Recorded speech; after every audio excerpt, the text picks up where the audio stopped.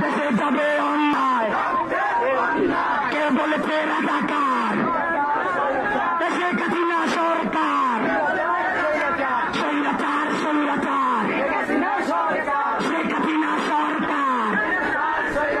বাধা হবে যেখানে, লড়াই হবে সেখানে, রক্তের বন্যায়।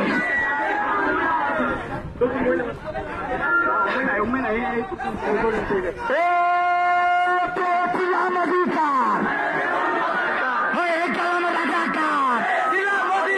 আমার ভাইয়ের রক্ত থাকতে দেব না। পেয়েছিলাম অধিকার, হয়ে গেলাম রাজাকার। আমার ভাইয়ের রক্ত পিঠা যেতে দেব না।